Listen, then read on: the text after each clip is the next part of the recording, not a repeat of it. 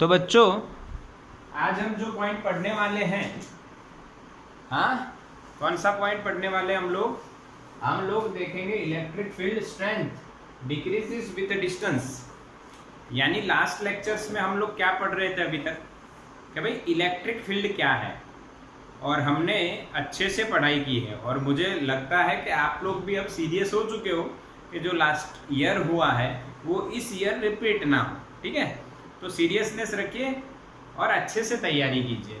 हमने electric field देख ली कि भाई इलेक्ट्रिक फील्ड क्या होती है, तो आपने और मैंने दोनों ने देखा इलेक्ट्रिक फील्ड यानी फोर्स अपॉन चार्ज ये होती है। और अगर पॉइंट चार्ज होता है तो आंसर हमने लेके आए हुए हम लोग KQ अपॉन R स्क्वायर। तो यहाँ से एक कंक्लूजन ये आता है कि जो R बढ़ेगा, जो डिस्टेंस ज़्यादा होगा, वैसे ही इलेक्ट्रिक फील्ड डिक्रीज होगी। क्लियर है ना? जो R बढ़ेगा तो इलेक्ट्रिक फील्ड कम होगी। E is proportional to 1 upon R square. हाँ के ना? यस और नो? क्लियर है? समझ में आया? ओके, वाईफाई में वाईफाई तो सही है, वीडियो लैग नहीं हो रहा है। अभी सही हो जाएगा अगर हो रहा है तो। ठीक है, रिकॉर्डिंग भी कर रहा हूँ आज, तो चिंता मत करो, रिकॉर्डिंग मिल जाएगी आपको। हाँ क्लियर है? ओके, तो अब देखो हम समझते हैं इलेक्ट्रिक फील्ड लाइन डिस्टेंस से कैसे डिक्रीज होती है, किस तरह से इलेक्ट्रिक फील्ड लाइन का कंसेप्ट NCERT में समझाया गया है और उसको मैं आपको किस तरह से समझाता हूँ। ध्यान से समझना है। और ये पॉइंट नंबर लगभग ये फिगर नंबर है, ये कौन सी है? सर्कल वाली फिगर है 1.16। यानी आपको मैं फिगर नंबर 1.16 NCERT में वो पूरा जो पेज है, पूरा जो कंसेप्ट है वो आज समझाने वाला। ठीक है, तो इस वीडियो में आपको वीडियो भी मिलेगी और लाइव भी आपका चल ही रहा है। जैसे भी आपको समझना है अच्छे से समझ लीजिए, ज़्यादा चिंता मत कीजिए, बिल्कुल इजी है। तो स्टार्ट करते हैं समझना। देखो भाई, मान लीजिए हम लोग एक पॉइंट चार्ज पकड़ लेते हैं इधर प्लस Q। तो बताओ पॉइंट चार्ज प्लस Q की फील्ड किधर होगी, आउट या इन? पॉजिटिव चार्ज होता है तो फील्ड कहाँ जाती है? आउट। तो यहाँ पे मैंने एक और ये दो और बीच में एक और दो मैं ड्रॉ कर दिया। यहाँ पे हमने टोटल 4 फील्ड लाइन ड्रॉ कर दी है और जो आउटसाइड जा रही है।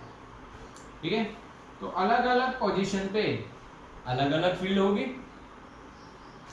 कैसे? तो देखो कैसे प्रूव होता है। तो मान लो हम लोग पहले R1 डिस्टेंस पे जाके एक सरफेस एरिया सोचते हैं और वहां का जो पॉइंट है P1 मान लेते हैं। यानी P1 पॉइंट R1 डिस्टेंस पे चला गया है। अब थोड़ा दूर चले जाते हैं भाई R2, और वहां पे मान लो ये कौन सा पॉइंट है बच्चों? P2। ठीक है, अभी इसको हटा देता हूं। आप कहोगे कि सर ये सर्कल कहां से आ गया। अभी सिर्फ इतना समझो, हम दो पॉइंट पे फील्ड निकाल रहे हैं, एक P1 और दूसरा P2। अब फील्ड निकालने के लिए हमें क्या करना है? फील्ड किसे कहते हैं? सिंपल एक लॉजिक बताता हूं। एक एरिया सोचो और उस एरिया में से कितनी फील्ड लाइंस पास हो रही हैं, वो उसकी स्ट्रेंथ बताता है, फील्ड की स्ट्रेंथ बताता है। फॉर एग्जाम्पल ये एरिया मैंने लिया 1 और ये सेम, दोनों एरिया सेम है। यहां से 2 फील्ड लाइन पास हो रही हैं और यहां से 4 पास हो रही हैं। तो बताओ कहां पे फील्ड की स्ट्रेंथ ज्यादा है? सेकेंड या 1? फर्स्ट या सेकेंड? सेकेंड ना? यस, इसी में होगा ना, आगे ना। इसका एक एग्जांपल और आपको समझा देता हूँ। भाई आपने यानी गाड़ी लेके अपनी जा रहे हो सुबह सुबह या रात को, और किसी टर्निंग पे आप आए, और टर्निंग पे जब आप आए तब यानी आपके सामने 2 रास्ते थे। दोनों रास्ते पे डॉग्स, कुत्ते खड़े हुए थे जो पीछे पड़ जाते हैं ना हमारे, बिना काम के हमारे पीछे भागने लगते हैं। हमें डर भी लगता है, हालांकि लगता तो है थोड़ा बहुत, बट मान लो 2 रास्ते हैं और 2 रास्तों पे एक रास्ता जहां पे 2 कुत्ते खड़े हैं, और दूसरा रास्ता सेम साइज का रास्ता है, और दूसरे रास्ते पे 10 डॉग्स खड़े हैं, 10 कुत्ते खड़े हैं, तो बताओ आप कौन से रास्ते से जाना पसंद करोगे? पहले वाला ना, जहां पे सिर्फ कितने कुत्ते खड़े हैं? 2, क्योंकि वहां पे स्ट्रेंथ कम है, और दूसरे वाले पे स्ट्रेंथ ज्यादा है, तो हम लोग जहां पे स्ट्रेंथ कम है वहां पे जाना पसंद करें। अच्छा, कई बच्चे मैसेज करे सर जाना ही क्यों? सही बात, ये भी सही बात, पर जब गोल उधर हो तो हमें ऐसे रास्ते पे जाना पड़ेगा यार। अब आपको नहीं जाना, आपकी मर्जी है, ठीक है। चलो समझ में आया, कुत्ते वाला लॉजिक अपना सिंपल एकदम ही।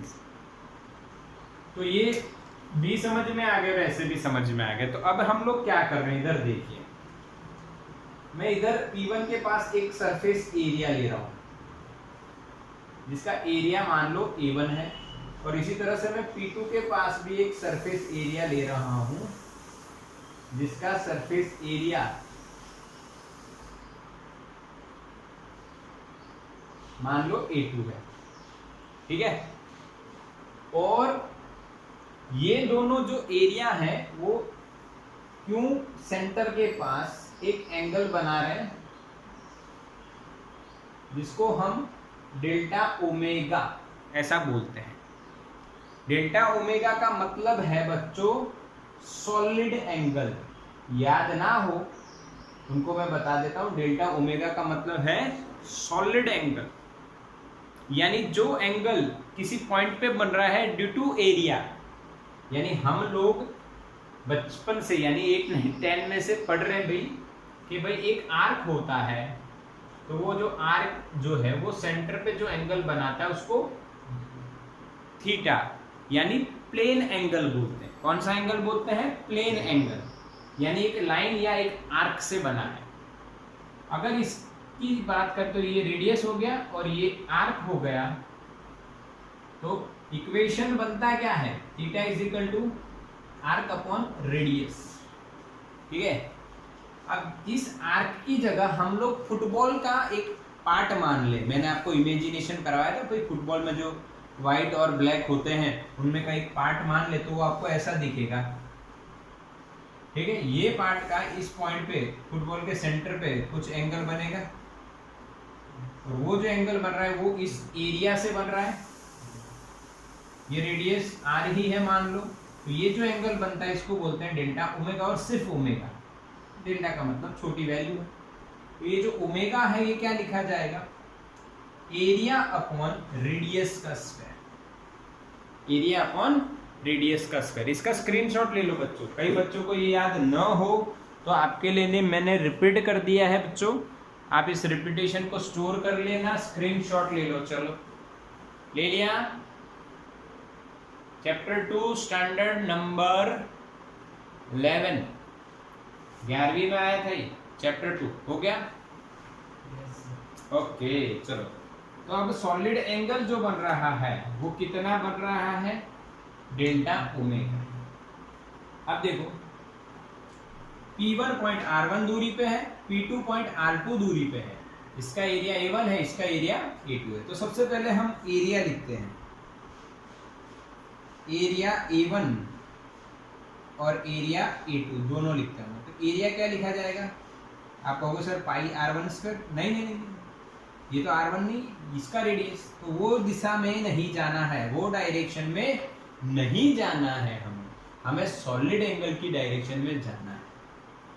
तो भाई एरिया जब हम यहाँ पे लिख रहे हैं A1, तो क्या होगा बच्चों? सॉलिड एंगल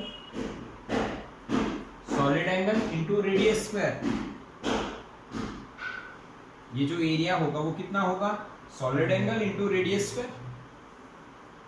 और एरिया A2 क्या लिखा जाएगा? सॉलिड एंगल, क्योंकि इन दोनों के सेंटर पे जो एरिया होंगे, सॉरी जो एंगल होगा वो एंगल सेम होगा। हालांकि ये बड़ा एरिया है फिर भी एंगल सेम होगा, ये छोटा एरिया है फिर भी, यहाँ पे कोई एरिया होगा उसका भी सेम रहेगा, ठीक है। इनटू डिस्टेंस है R2, तो R2 का स्क्वायर। बोलो समझ में आया एरिया? कौन सा एरिया? ये वाला A1 और ये वाला A2 किससे निकाला हमने? सॉलिड एंगल से। पता चला? हाँ के ना बोलो, समझ में आया? तो यहां पे आप ये बात समझ सकते हो।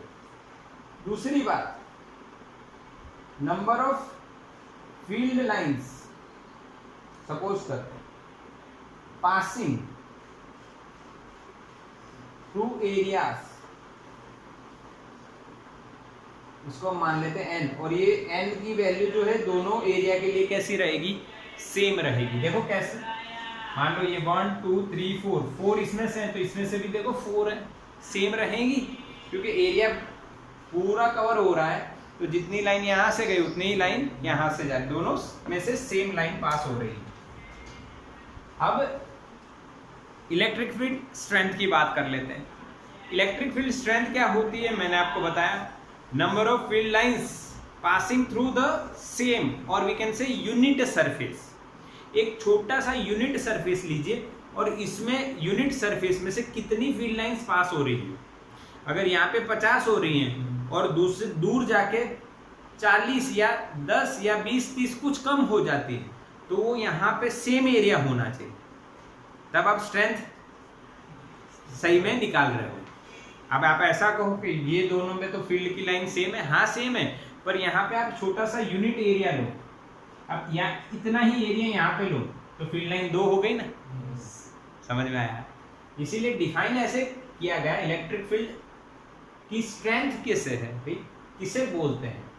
तो भाई वो बोला गया number of field lines passing per unit area, उसको हम बोलेंगे electric field strength eight 2 different points, P2 and P1। P1 पे उसको बोलेंगे E1 और P2 पे उसको बोलेंगे E2। E का मतलब electric field, okay, but per unit area. तो P1 के पास एरिया कितना आ रहा है? Delta omega into R1 square, और नंबर ऑफ फील्ड लाइंस कितनी पास हो रही है? n ही पास हो रही है ना, देखो लिखा हुआ है यहाँ पे n, ठीक, यहाँ पे हमने 4 बताई हैं, पर नंबर ऑफ हो सकती है ना भाई बहुत ज्यादा। सिमिलरली यहाँ पे क्या होगा? डेल्टा ओमेगा, अब P2 के पास ये जो एरिया A2 है वो कितना है? डेल्टा ओमेगा इंटू R2 का स्क्वायर। यहाँ पे आ गया ऊपर n, क्योंकि इसमें भी सेम है नंबर ऑफ फील्ड लाइंस, यहाँ पे 4 है, यहाँ पे भी 4 है, पर यूनिट एरिया हमने ली है वो फील्ड लाइंस। ओके, तो बस खत्म। अब आपको क्या करना है? रेशियो ले लो E1 बाई E2, तो E1 आपका रहेगा n upon delta omega into R1 square upon n upon delta omega into R2 square. अब देखो n upon delta omega, n upon delta omega same to same cut हो जाएगा। यहाँ पे 1 upon R1 यानी R1 का स्क्वायर नीचे गया, 1 अपॉन R1 स्क्वायर नीचे गया, ये R2 डिनोमिनेटर का डिनोमिनेटर ऊपर आ जाएगा, R2 का स्क्वायर।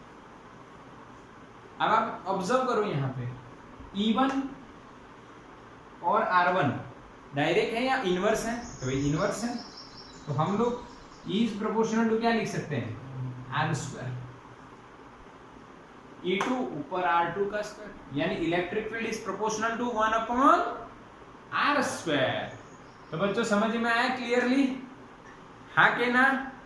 क्लियर ना कि भाई इलेक्ट्रिक फील्ड की जो स्ट्रेंथ है वो डिक्रीजेस विद डिस्टेंस। कैसे? कंसेप्ट फिगर फ्रॉम NCERT 1.16, उसको मैंने आपको क्लियर कराया है, इसका स्क्रीनशॉट ले लो बच्चों।